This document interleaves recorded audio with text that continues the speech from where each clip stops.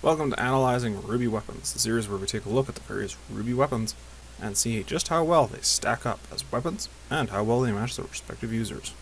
I am your host, White Tiger. Today we will be covering Crescent Rose, the weapon wielded by one Ruby Rose.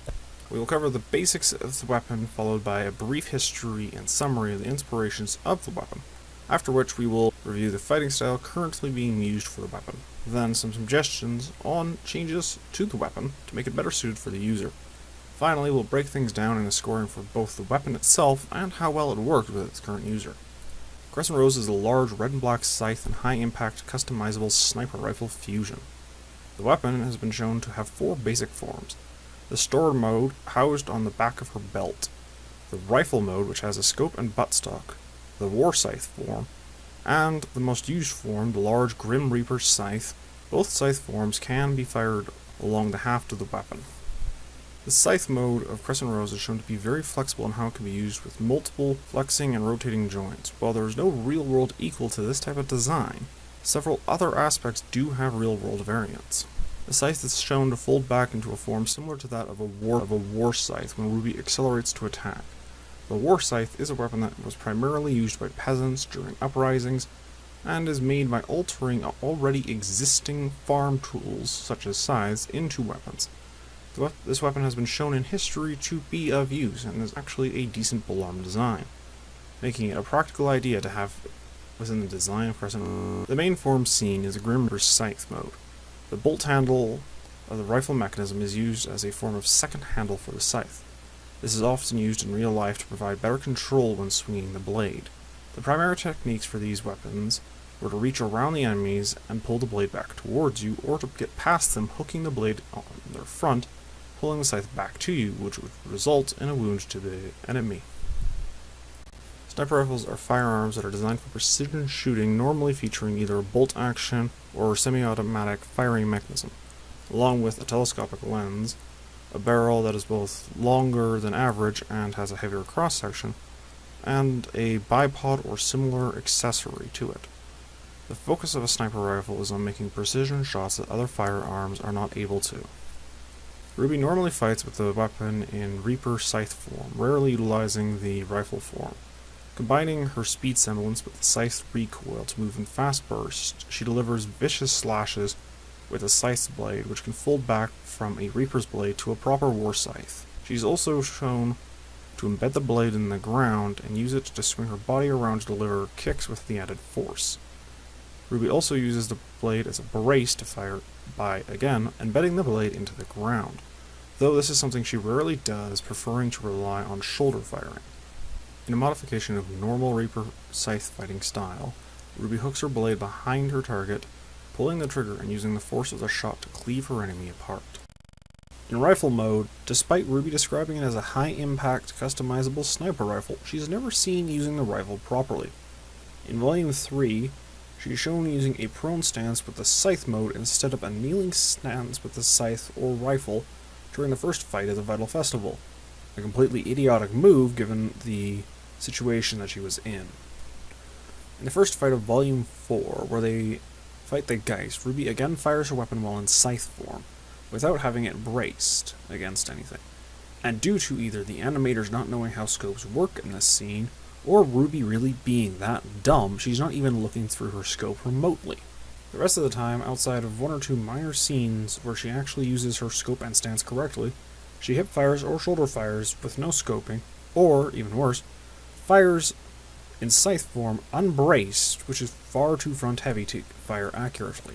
The closest she's ever seemed to come to using it correctly in terms of sniping is in the Tyrion fight, where she does use the scope while fighting from a distance in an attempt to snipe. But even then, she fails to brace the weapon to provide a firmer base of support, or even turn it into rifle format, and this results in her shots going massively wide in comparison to what should be permitted for a sniper rifle spread. Even when she uses the rifle, it is never in a fashion to achieve the precision of what a sniper rifle is designed for. RWBY's weapon does not suit her style of fighting. It sounds cool, but simply put, it has one glaring flaw: the rifle. RWBY does not snipe, ever. She's never been shown to even need a sniper rifle. The Scythe, on the other hand, actually does suit her due to her speed and the fact that it can become a proper war scythe, unlike crows. A better design would be to replace the sniper aspect of the weapon with a high-powered shotgun instead. This would provide the needed firepower and give RWBY more ammunition options. Shotguns have several types of ammo, bird and buckshots, along with deer slugs, just to name a few. Using bird or buckshot would give RWBY a more thruster-like blast, while a slug could be used for longer range attacks. And that's not even counting the dust rounds that would be able to be mixed in with all of this. Thematically, it would also give her a stronger tie with her sister by having a similar type of firearm to her, and also help tie together the family bond, as RWBY and Yang have almost nothing in common as siblings besides being called siblings.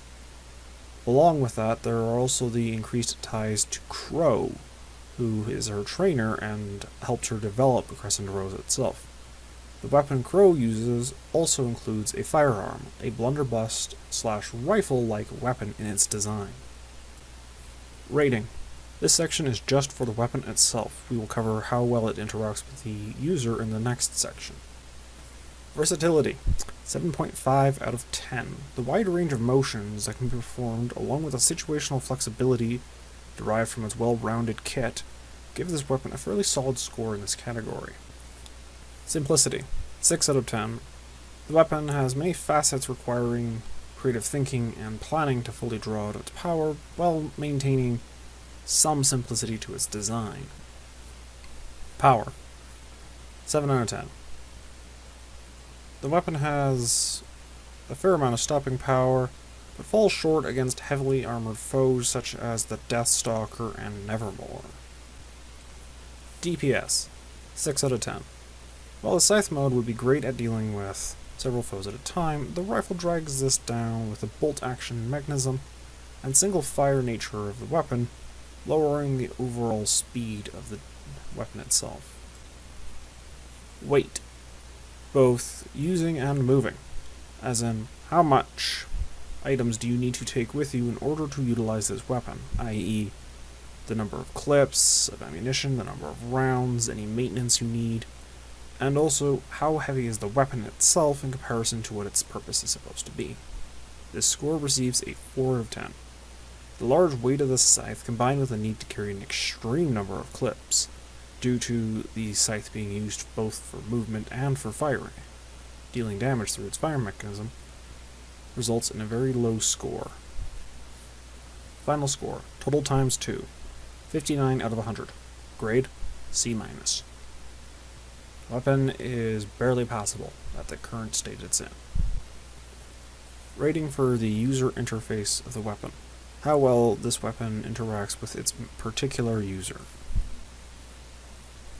Fighting style.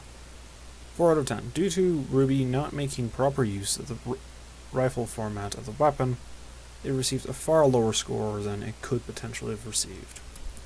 Size. 4 out of 10. The weight, while good for generating powerful swings, means more effort for her smaller frame compared to the size of the Scythe, resulting in her having to expend far more energy to swing it. Semblance. 8 out of 10. Her semblance is well suited to both the run-by attacks that would make use of the Scythe's design, along with her speed being ideal for repositioning to properly snipe if she used it in that fashion. The power of the recoil driving her is also a boost to her semblance's overall speed. Armor. 4 out of 10. Her cape is a large hindrance, as it would catch on the blades of the Scythe or its haft. The skirt is also able to be caught on both of these, but to a much lesser degree. Carry. How much effort is it to transit the weapon and the materials to keep the weapon functioning, i.e. cartridges of bullets, or vials of dust, and such. The score it receives is 3 out of 10. Her weapon is very large for her size, limiting the placement of the equipment and the storage of the weapon itself.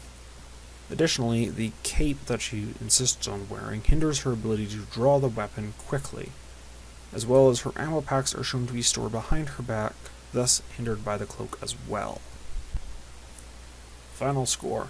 Total times 2. 46 out of 100. Grade F.